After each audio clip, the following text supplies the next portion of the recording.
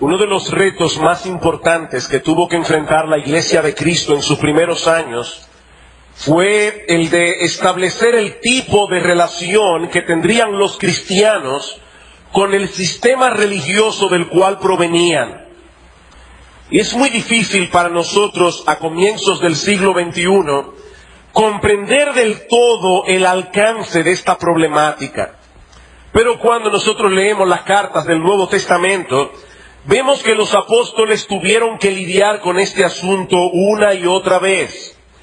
La Iglesia de Cristo nació en Jerusalén, entre judíos que veían a Cristo como el cumplimiento de todas las promesas de redención contenidas en el Antiguo Testamento. Cristo era el tema central de los profetas, era la figura hacia la cual apuntaban todos los sacrificios y ceremonias del Antiguo Pacto.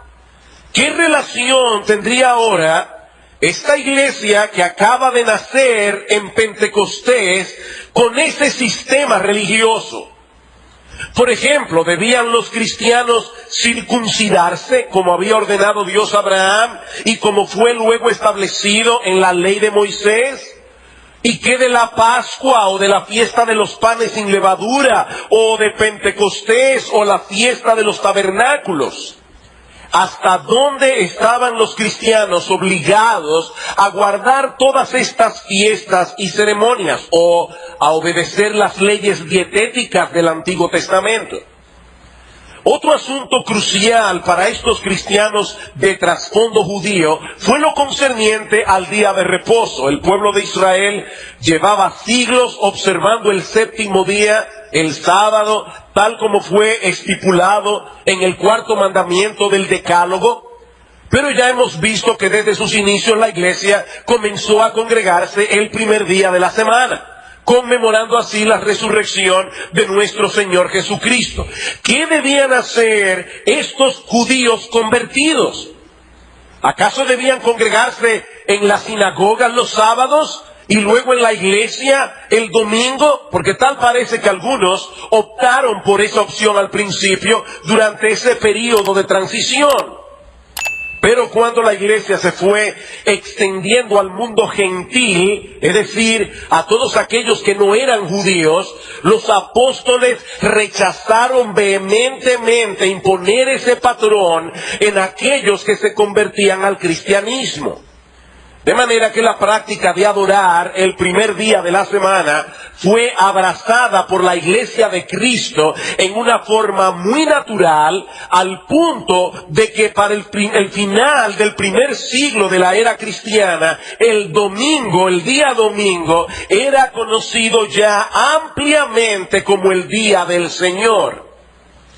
Ahora bien, ¿existe alguna relación entre ese día del Señor y el día de reposo establecido en el cuarto mandamiento del Decálogo? Bueno, esa es la pregunta que nosotros hemos estado tratando de responder en las últimas semanas.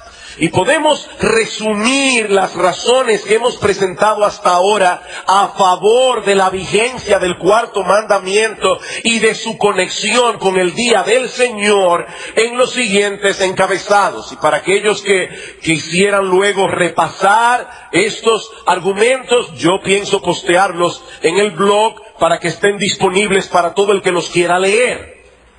En primer lugar, el hombre fue creado a imagen y semejanza de Dios y por lo tanto tiene el deber de imitarle. Y nuestro Dios estableció en su obra creadora un patrón de 6 días de trabajo y un día de reposo. Y ustedes recordarán cómo en Éxodo 20, en el cuarto mandamiento, el mismo Dios hace esa conexión entre su ejemplo y nuestro deber. Seguramente todos aquí han oído ese refrán de tal palo, tal astilla. Bueno, nosotros somos la astilla de Dios. Debemos imitarle a Él.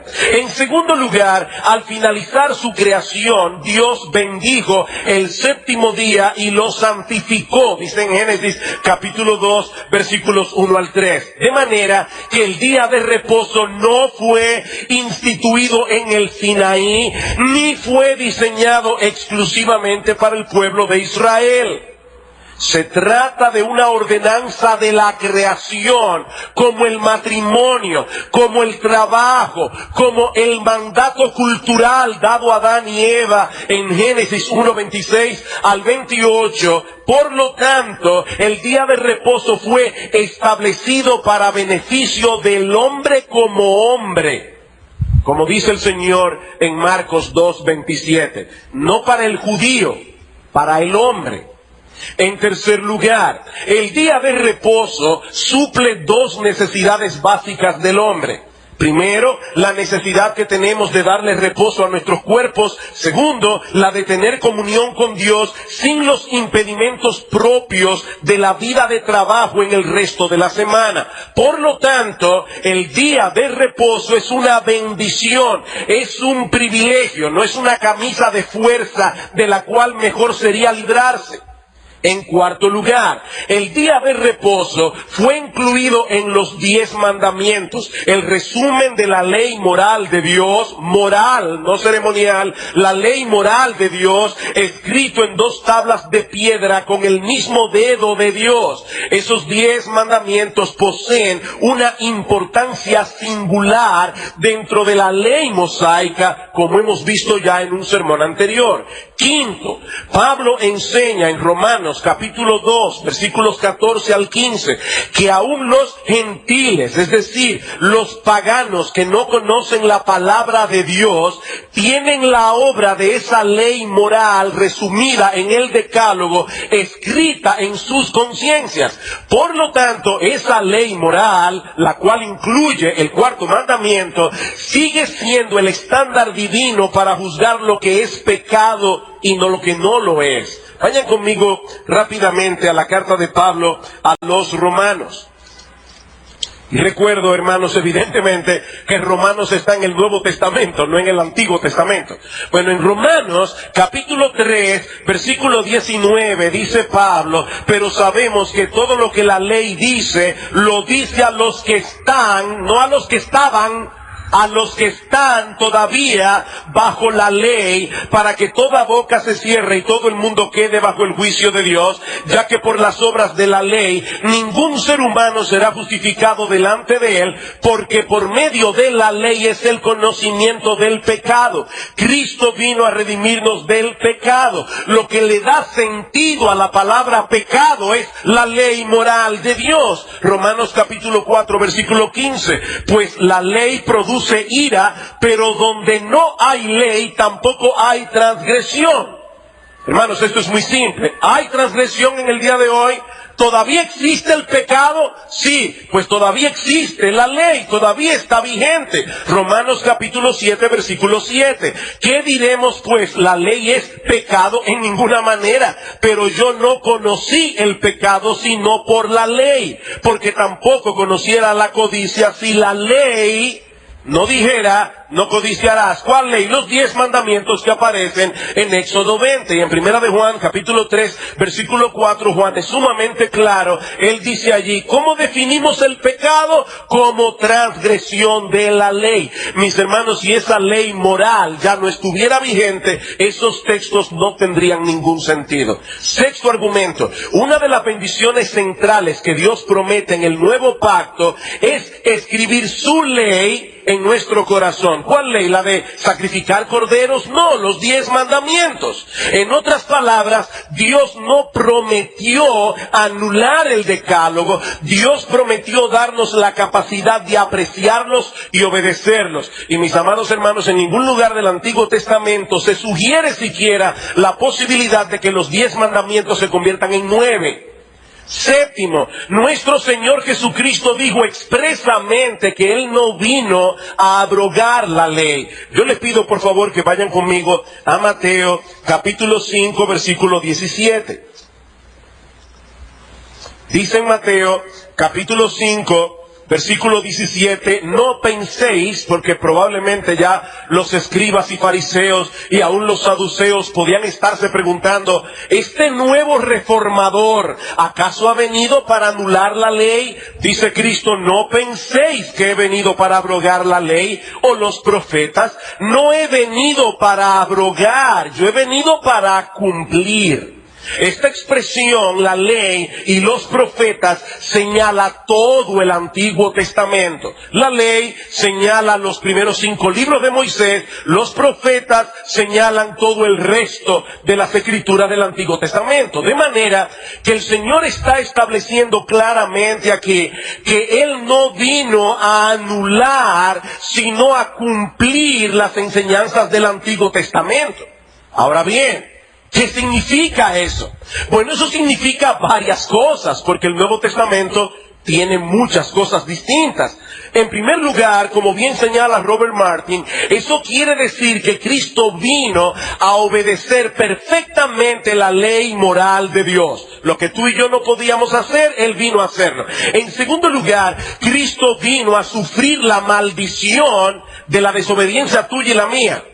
Él obedeció perfectamente la ley de Dios, pero Él también vino a recibir sobre sí la ira que tú y yo merecíamos por todas las veces que hemos desobedecido la ley de Dios. 3, Cristo vino a cumplir todos los tipos y ceremonias de la ley ceremonial. 4, Cristo vino a establecer el reino hacia el cual todas las leyes civiles del Antiguo Testamento apuntaban. Y 5, Cristo vino a cumplir todas las profecías que se hicieron en cuanto a Él.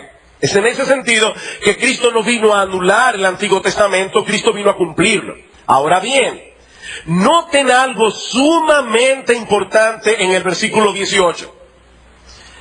El Señor dice ahora, porque de cierto os digo, que hasta que pasen el cielo y la tierra, ni una jota, ni una tilde pasará de la ley hasta que todo se haya cumplido. Ahora de repente el foco de atención del Señor viene sobre la ley de manera particular.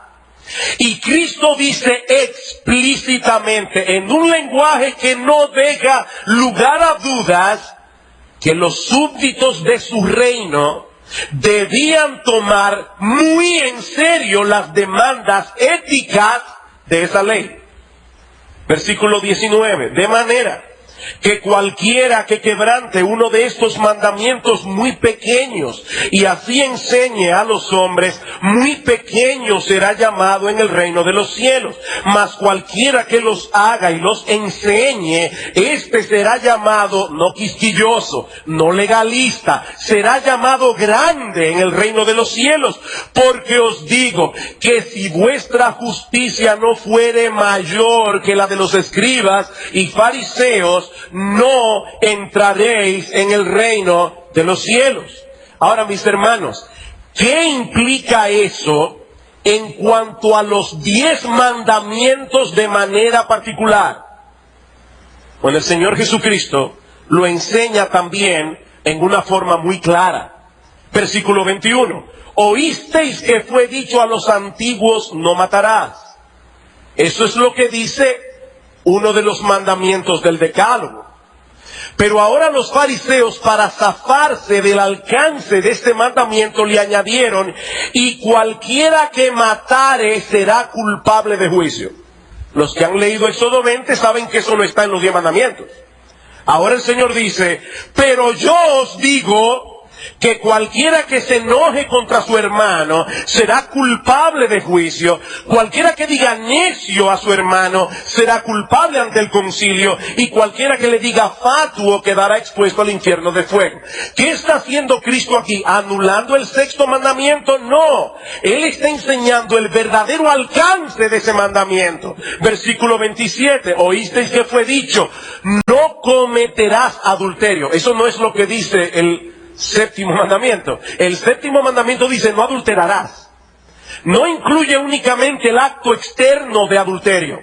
Dice Cristo, pero yo os digo que cualquiera que mira a una mujer para codiciarla, ya adulteró con ella en su corazón. Entonces, mis hermanos, yo no estoy aquí inventando nada. Según la interpretación de Cristo mismo, En cuanto al decálogo, y acaba de mencionar 2 mandamientos del decálogo, ¿qué vino él a hacer?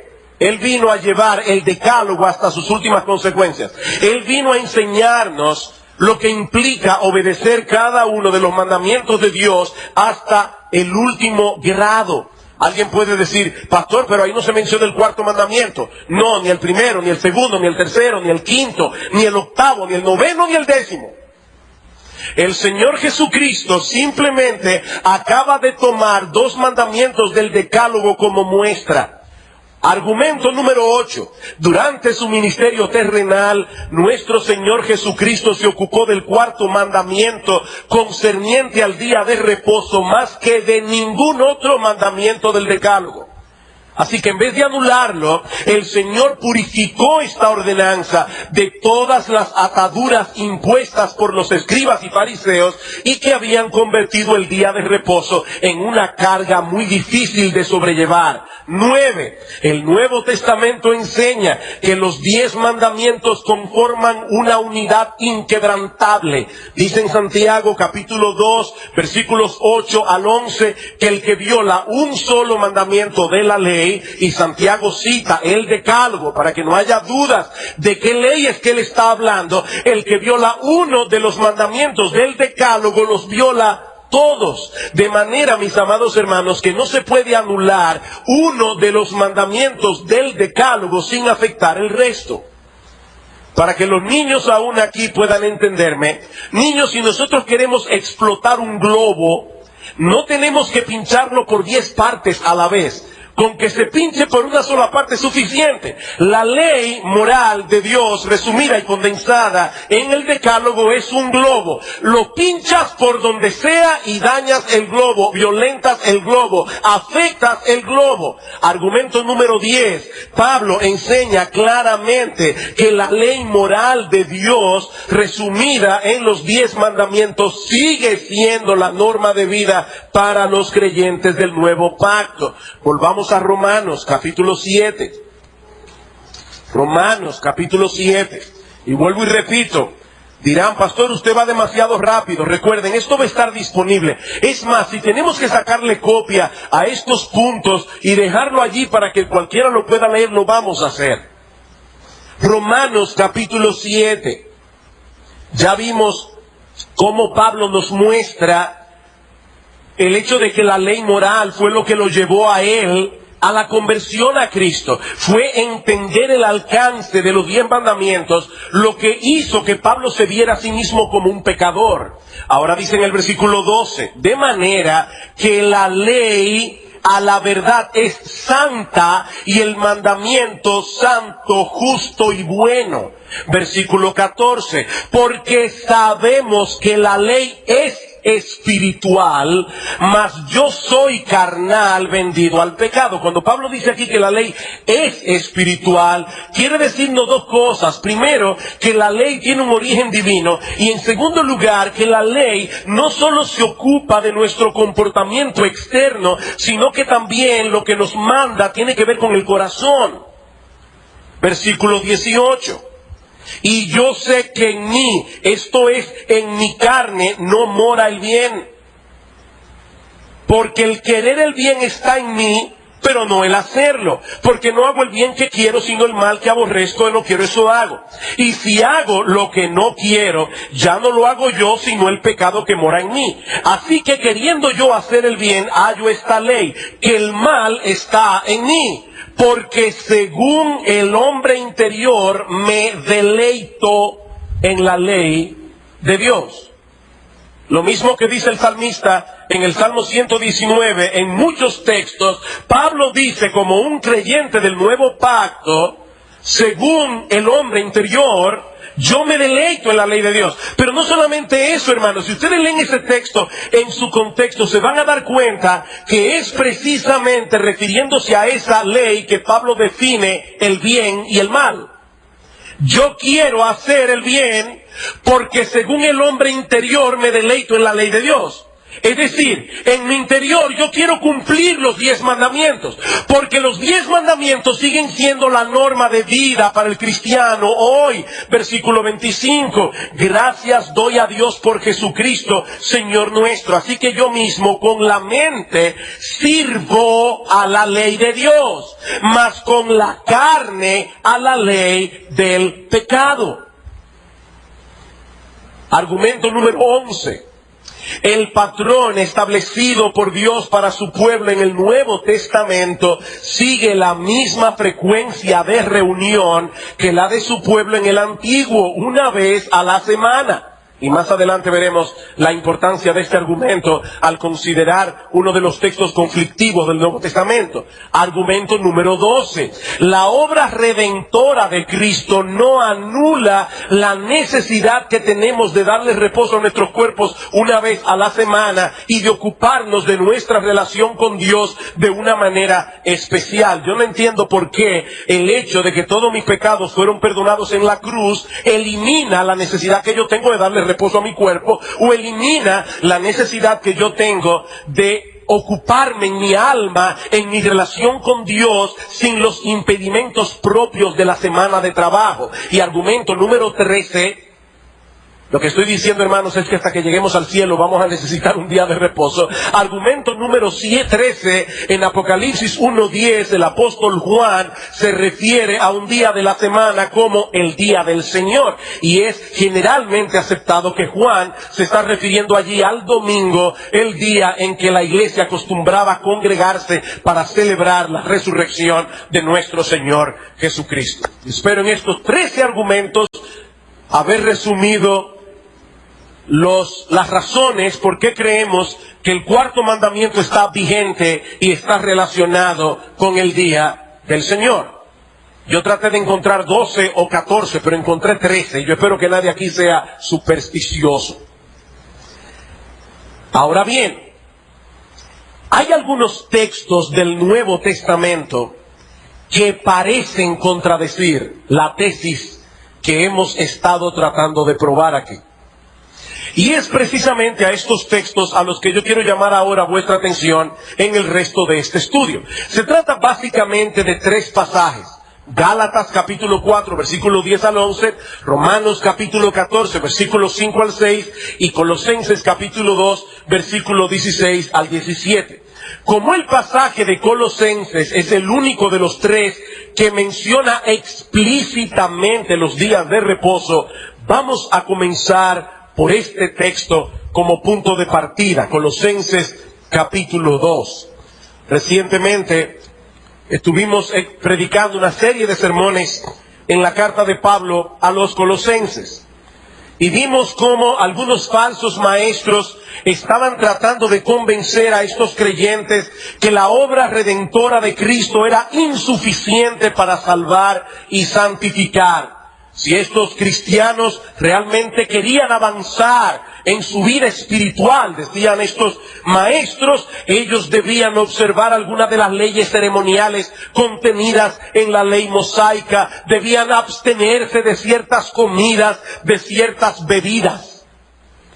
Y es para combatir esta falsa doctrina que Pablo escribe esta carta en la que establece la superioridad de Cristo, no solamente para salvar, sino también para santificar. Colosenses capítulo 2, versículo 6. Pablo dice a estos hermanos: por tanto, de la manera que habéis recibido al Señor Jesucristo, andad en Él, arraigados y sobreedificados en Él y confirmados en la fe, así como habéis sido enseñados, abundando en acciones de gracias.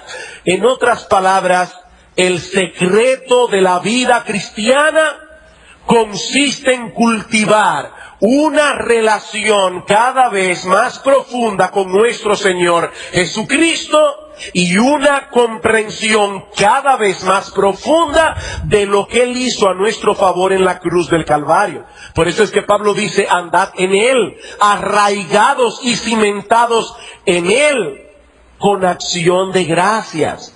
¿Por qué Pablo menciona allí la gratitud? Porque, hermanos, cuando nosotros entendemos lo que nuestro precioso, bendito, glorioso Señor y Salvador Jesucristo hizo a nuestro favor, muriendo en nuestro lugar en la cruz del Calvario, eso obligatoriamente tiene que movernos a acción de gracias delante de Dios. Es en ese contexto que Pablo advierte a estos hermanos que no se dejaran llevar de aquellos que querían obligarlos a abstenerse de ciertos alimentos o a guardar ciertas ceremonias o ciertas fiestas de la ley mosaica. Colosenses 2:16. Por tanto, nadie os juzgue en comida o en bebida o en cuanto a días de fiesta, luna nueva o días de reposo, todo lo cual es sombra de lo que ha de venir, pero el cuerpo es de Cristo. Es interesantísimo ver cómo esos tres términos que Pablo usa aquí aparecen por lo menos en 6 pasajes del Antiguo Testamento. Yo no los voy a buscar por cuestión de tiempo, pero aparecen exactamente los mismos términos que Pablo usa en Colosenses. Y en esos textos del Antiguo Testamento no solamente se refiere al día de reposo que nosotros conocemos como el sábado, sino también a los sábados que los judíos debían guardar al final de cada una de esas fiestas que se mencionan allí. Luna nueva, día de reposos, conectados con esas mismas festividades. La palabra sabbat, que aparece allí en plural, no solamente señala el día que nosotros conocemos como el sábado. Esta palabra señala todos los días de reposo que los judíos debían observar en sus diversas fiestas. Cada una de esas fiestas incluidas aquí concluía con un sabbat, es decir, con un día de reposo, sin importar que ese día cayera lunes o martes o miércoles o jueves o viernes. Por ejemplo, en Levítico 23:24, dice el Señor, habla a los hijos de Israel, en el mes séptimo al primero del mes tendréis día de reposo. Hermanos, si ustedes conocen nuestro calendario, sabrán que si tu cumpleaños, el año pasado, el mismo día, tu cumpleaños el mismo día, yo supongo, un día cae lunes, al año siguiente cae martes, al año siguiente cae miércoles, o sea, los días no coinciden. Dice el Señor aquí, no Pablo, en el mes séptimo al primero del mes tendréis día de reposo. Una conmemoración al son de trompetas y una santa convocación. Ningún trabajo de siervo haréis. Y si pueden leer en sus casas Levítico 23 completo, van a ver que allí aparecen varias de las fiestas anuales, las cuales terminaban con un día de reposo. John Owen señala algo interesante en su comentario a los Hebreos, y es que debido a la influencia de los judíos en el mundo pagano, muchos paganos solían referirse a sus días festivos, a sus fiestas solemnes como días de reposo. De manera que lo que Pablo está diciendo aquí es que los cristianos no están obligados a guardar todas esas fiestas y todos esos sabbat que los judíos observaban en el antiguo pacto. Pero una cosa es echar a un lado un conjunto de fiestas religiosas y leyes dietéticas, y otra muy diferente es ir en contra de la ley moral de Dios. Eso contradeciría Jeremías 31, la promesa del nuevo pacto, voy a poner mi ley en tu corazón, contradeciría lo que el Señor enseña en Mateo 5, contradeciría lo que Pablo enseña en Romanos, en Santiago capítulo 2. Es por eso que Pablo más adelante ataca el ascetismo que estos falsos maestros promovían, pero al mismo tiempo, interesantemente, refuerza la obligación que tienen los cristianos de conducirse de acuerdo a las leyes morales de Dios.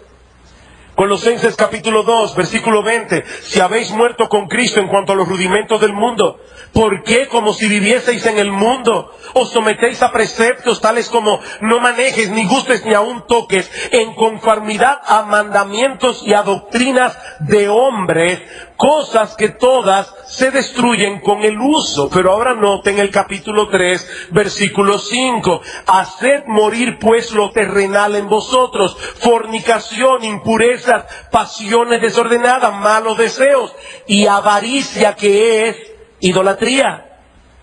En otras palabras, Pablo está diciendo aquí: digan no a todas esas imposiciones ascéticas que estos individuos quieren imponerles, pero también digan no a todos los impulsos pecaminosos del corazón que son contrarios a la ley moral de Dios. Ambas cosas se encuentran en la misma carta.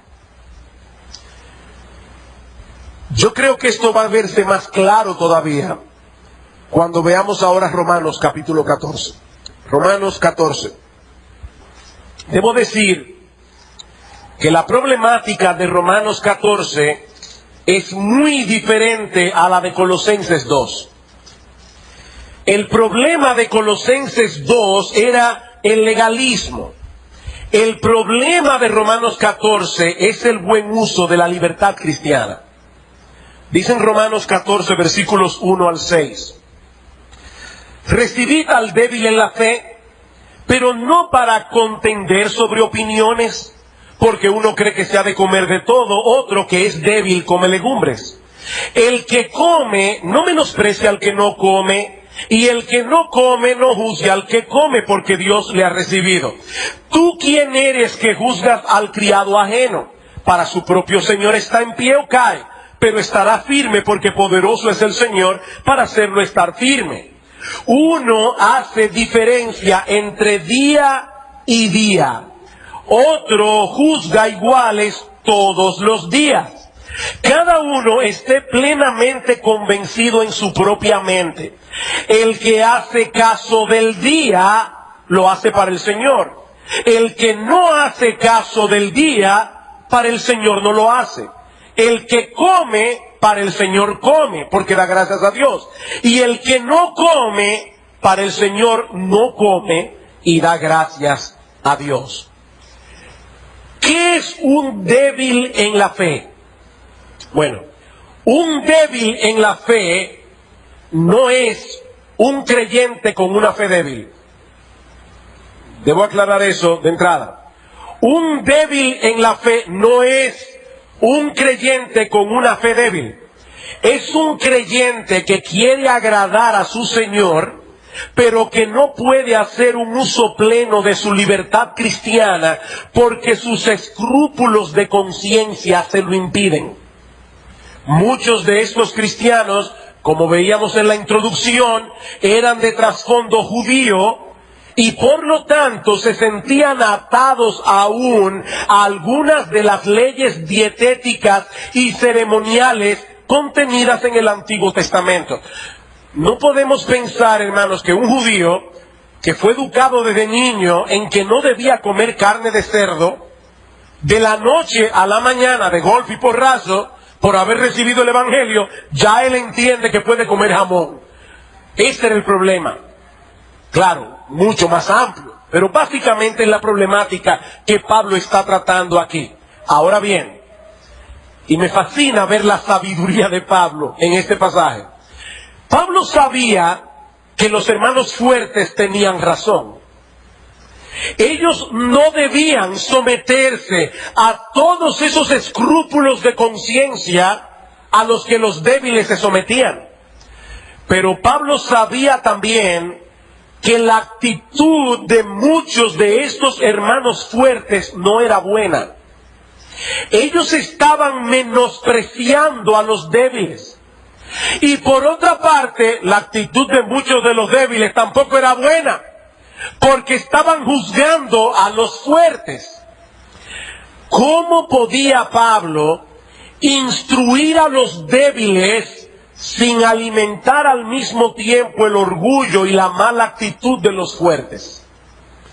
en vez de decir directamente que los fuertes tenían razón, Pablo más bien lo da por sentado al decir que es el débil el que come legumbres. Y nosotros podemos presuponer que también es el débil el que hace diferencia entre días de la semana. Pero al mismo tiempo Pablo es sensible al hecho de que la iglesia estaba en un momento de transición y que muchos de estos creyentes no habían alcanzado aún un entendimiento pleno de la libertad cristiana. Al principio la iglesia tuvo que ser tolerante con estos hermanos judíos.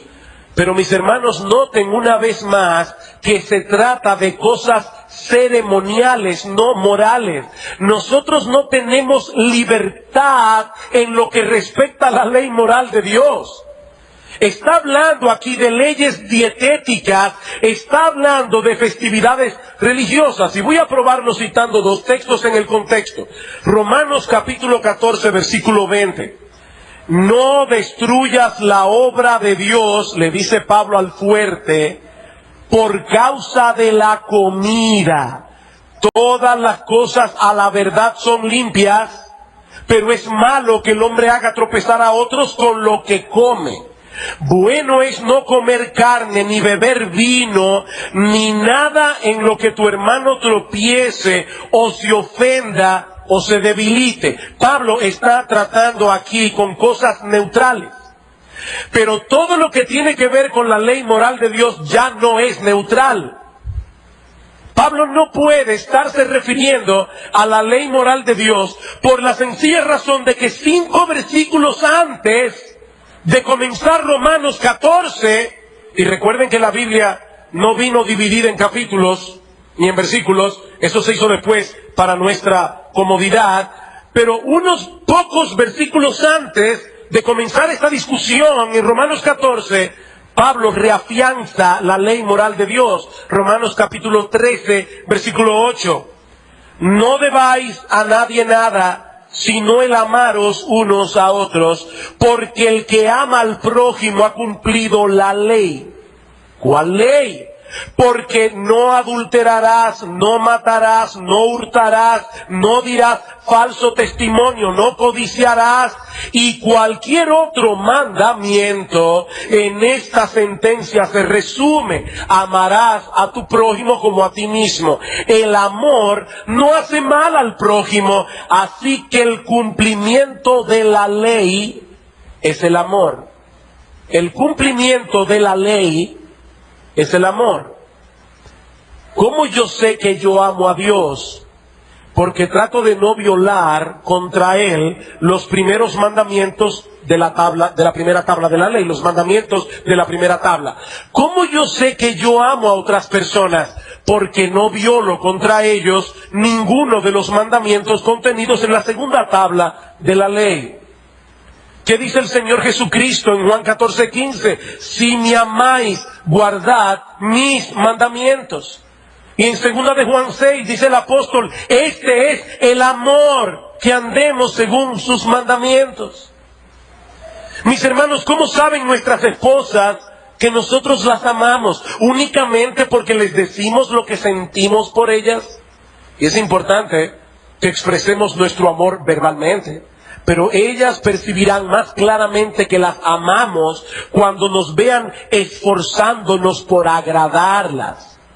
Es por eso que Pablo dice en Romanos 13:10, el cumplimiento de la ley es el amor. ¿Cómo puede ser que ahora, apenas unos versículos más adelante, Pablo eche por tierra uno de los mandamientos de esa ley, cuando hemos visto ya que esta ley es una unidad? Mis hermanos, el decálogo no son 10 leyes. El decálogo es una ley con 10 acápites.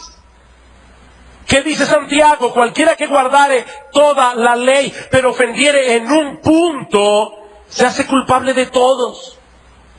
Si alguno de sus acápites está vigente, mis hermanos, por obligación, el resto también lo está. Ahora, yo quiero hacer un ejercicio con ustedes en esta noche. Vamos a suponer por un momento que Pablo se está refiriendo en Romanos 14 al reposo semanal del cuarto mandamiento. Eso es lo que algunos creen. ¿Qué pasaría? Bueno, hermanos, si esto es así, lo que Pablo está diciendo es que no existe ninguna frecuencia divinamente establecida, ni ningún día en particular para la adoración a Dios. Porque Pablo dice claramente que todos los días son iguales y que nadie tiene derecho a imponer sobre otro que guarde ningún día. Si él se está refiriendo al cuarto mandamiento, si Pablo está anulando aquí uno de los mandamientos del Decálogo, lo que estoy diciendo, mis hermanos, es que entonces no existe razón alguna para que nos reunamos como iglesia una vez a la semana, si el patrón establecido en el cuarto mandamiento no estuviera vigente. Tampoco existe ninguna razón para que sea el domingo. Si Romanos 14 se refiere al día semanal ordenado en el cuarto mandamiento, mis hermanos, no hay forma de establecer ni el día ni la frecuencia, porque Pablo dice aquí que nadie debe imponer sobre otro guardar ningún día. Ahora, si esto es así, aparte del caos que eso crearía en las iglesias, gracias al Señor que las iglesias adoran en domingo, no puede viajar y aún hacer planes de congregarse con el pueblo de Dios en el día del Señor, porque la iglesia entiende que el día del Señor es el domingo. Pero mis hermanos, aparte del caos que eso crearía en las iglesias, ¿qué explicación nosotros tenemos para el hecho de que todos los cristianos de todas las épocas se han reunido una vez a la semana? Y en la generalidad de los casos, el domingo. Si no existe ningún día especial y todos son iguales, ¿por qué Juan el apóstol, inspirado por el Espíritu Santo, se refirió a un día de la semana como el día del Señor? Y en un mensaje anterior vimos cómo la iglesia cristiana del primer siglo entendía perfectamente esta fraseología. Juan no tuvo ni que explicarlo. Él envió una carta a 7 iglesias en Asia Menor y dijo: yo estaba en el Espíritu en el día del Señor. Todos entendieron perfectamente de qué se trataba. En un documento llamado la Didaqué, que según los expertos fue escrito para la misma época en que Juan escribió el Apocalipsis, un autor contemporáneo al apóstol Juan, él escribe: y en el día del Señor, su día especial, congregaos y partid el pan y dad gracias, confesando primero vuestras transgresiones para que vuestro sacrificio sea puro. E Ignacio de Antioquía, discípulo del apóstol Juan, escribió unos 10 años después del Apocalipsis: no debemos sabatizarnos más, sino que debemos guardar el día del Señor. ¿Ven ustedes el contraste? No debemos sabatizarnos más, no, debemos guardar el día del Señor, en el cual nuestra vida fue levantada. Y en otro lugar, Juan explica a qué se refiere. Dice: este es el día del Señor, el día consagrado a la resurrección, el más importante de todos los días. Pero esto no encaja con lo que algunos dicen que Pablo enseña en Romanos 14. Porque Pablo dice en Romanos 14 que todos los días son iguales. Si se refiere al cuarto mandamiento, mis hermanos, yo no entiendo entonces muchas de las cosas que hemos explicado aquí. El otro texto es para mí todavía más claro. Gálatas capítulo 4. Gálatas capítulo 4.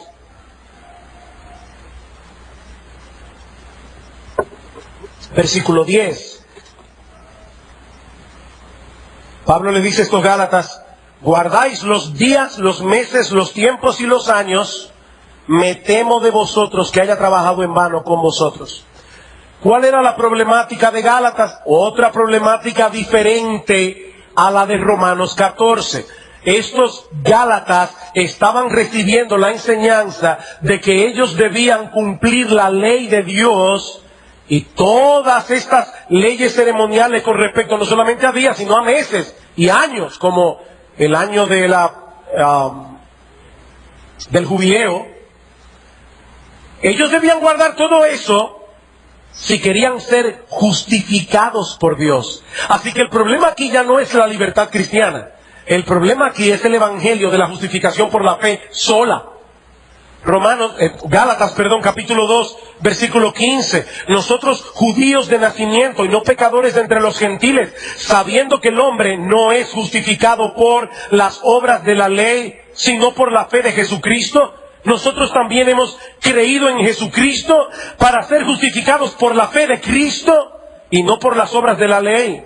Por cuanto por las obras de la ley nadie será justificado. Mis hermanos, nadie será salvo ni por guardar el sábado, ni por guardar el domingo tampoco. Mire, usted puede decidir de ahora en adelante venir todos los domingos a su iglesia y guardar el día de reposo, el domingo, exactamente como lo hacían los judíos en el Antiguo Testamento. Y si usted no confía por la fe en la obra redentora de Cristo y descansa únicamente en lo que Él hizo en la cruz del Calvario para salvar a pecadores, te vas a ir al infierno con todo tu día de reposo. Eso es lo que Pablo está combatiendo aquí. Le está diciendo, ustedes guardan todos esos días como si eso los fuera a salvar. Comenzaron por la fe, van a terminar ahora por la ley. Ahora, noten algo bien interesante ahora. Primera a los Corintios, capítulo 16. Primera a los Corintios, capítulo 16.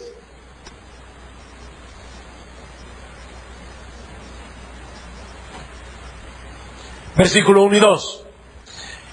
En cuanto a la ofrenda para los santos, haced vosotros también de la manera que ordené. ¿A dónde?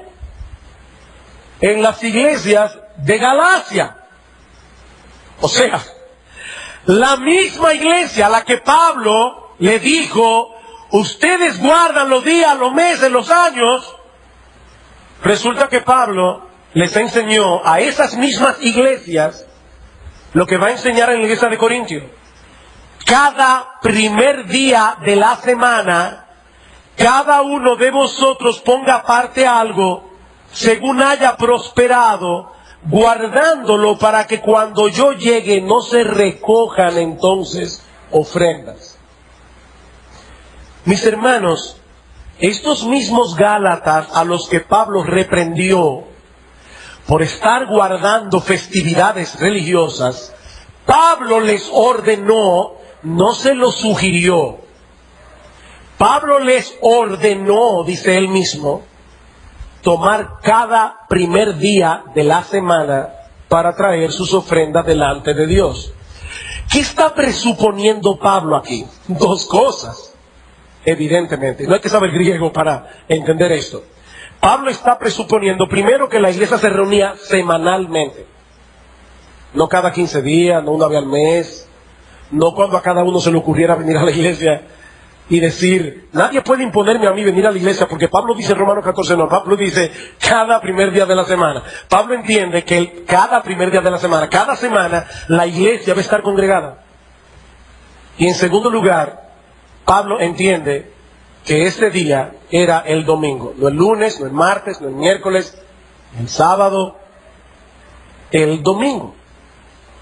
Porque no todos los días son iguales en ese sentido. En ese sentido. Queridos hermanos, lo que estoy diciendo es que el patrón que Dios estableció en el paraíso es el mismo que estableció en el Decálogo, es el mismo que estableció en el Nuevo Pacto.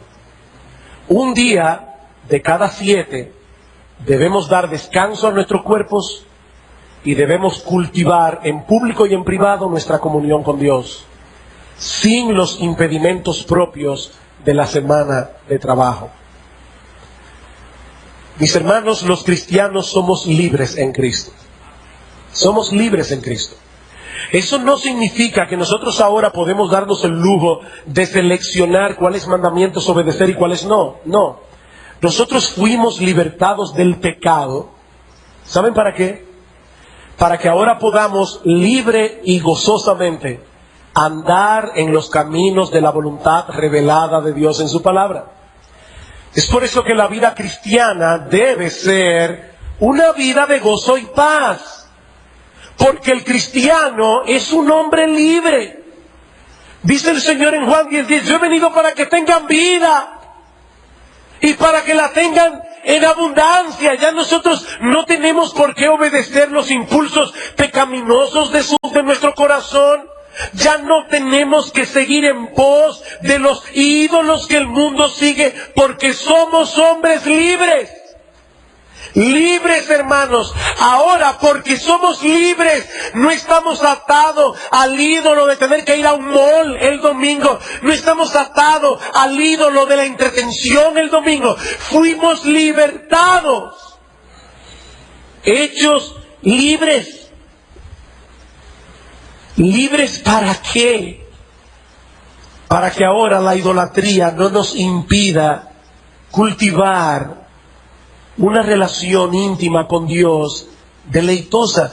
Mis hermanos, yo lo dije en toda la serie, lo vuelvo a repetir. Este mandamiento no tiene nada que ver con lo que los fariseos hicieron del día del Señor.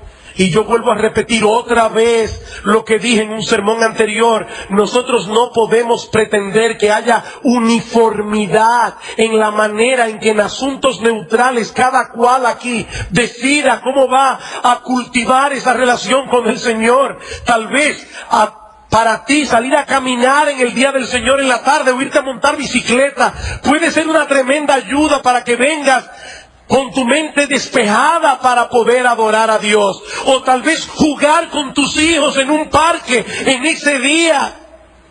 Aquí no estamos trayendo una camisa de fuerza a la iglesia. Cada cual tiene una relación con Dios particular y la va a cultivar de una manera particular, conforme al temperamento como Dios te hizo a ti. Pero somos libres. Somos libres para tomar un día de cada 7 para procurar aquellas cosas que en verdad satisfacen nuestras almas, cosas que en verdad tienen valor eterno. Mis hermanos, ¿dónde estaríamos muchos de nosotros hoy, domingo, si no fuéramos cristianos? ¿Dónde estaríamos? ¿Dónde estaríamos si todavía estuviéramos esclavizados a nuestras pasiones, a nuestros ídolos? Bueno, seguramente estaríamos en el lugar equivocado. Pero ahora somos libres en Cristo. Podemos disfrutar libremente de Dios. Podemos disfrutar libremente de nuestra comunión con Él. Podemos gozarnos libremente en la comunión con su pueblo. Podemos libremente gozarnos escuchando su palabra. Podemos libremente gozarnos alabando, exaltando y bendiciendo su santo y precioso nombre. Libremente. Eso es verdadera libertad. Eso es verdadero gozo. Por eso es que el salmista decía, andaré en libertad, porque guardé tus mandamientos. Los mandamientos de Jehová son rectos, por eso alegran el corazón. Mis hermanos, qué bueno que ahora podemos detenernos una vez a la semana para considerar con más calma, con más tiempo, las grandes bendiciones que ahora tenemos en el Señor. El perdón de todos nuestros pecados, el haber sido adoptados en la familia de la fe, el tener a nuestro Señor Jesucristo como nuestro Salvador. ¡Qué bueno! Poder meditar en las grandes promesas de las Escrituras, poder vislumbrar con los ojos de la fe las grandes bendiciones que nos aguardan al final del camino. Sí, debemos hacer eso todos los días de la vida. Pero Dios en su sabiduría ha instituido que una vez a la semana dejemos a un lado nuestras ocupaciones habituales, aquellas cosas que hacemos para vivir, para que podamos hacer esto más detenidamente, más intensamente, más deleitosamente. Nuestro Señor Jesucristo compró esa libertad para nosotros a precio de sangre en la cruz del Calvario. Queridos hermanos, el día del Señor no es una camisa de fuerza de la que sería mejor librarse. Es una bendición provista por un Dios amante que nos invita a darle reposo a nuestros cuerpos cansados y a tener comunión con Él en ese parque espiritual. Ven, mi hijo, ven al parque. Yo quiero estar contigo. Que el Señor nos conceda como individuos y como iglesia desarrollar una relación cada vez más profunda y más deleitosa con el Señor. ¿Y saben qué? ¿Cuál es mi deseo como pastor? Que eso sea cada vez más evidente en esta fiesta de adoración que celebramos cada semana y en la forma como hacemos uso de ese tiempo en privado para incrementar nuestra deliciosa comunión con nuestro precioso Señor y Salvador. Vamos a orar. Padre, gracias te damos una vez más por habernos dado la oportunidad de estudiar estas cosas. Señor, conforme a la luz que tú nos has dado en tu palabra, conforme a esa luz hemos hablado. Y ahora te pedimos nuevamente, Señor, lo que te pedimos al principio. La verdad de tu palabra, no la mía, la de tu palabra, Señor, la que es verdad en la mente tuya, clávala en el corazón de cada miembro de esta iglesia. Señor, ayúdanos a deleitarnos cada vez más en ti. Señor, ayúdanos a amar cada vez con más pasión a nuestro precioso Señor. Ayúdanos a amar cada vez más con más pasión tu palabra. Que venir a la iglesia, Señor, escuchar esta palabra predicada, sea un deleite, no una carga. Que venir a alabarte a ti, exaltar tu nombre, a proclamar tu gloria, sea un deleitoso deber. Ayúdanos, Señor. En Cristo te lo imploramos. Amén.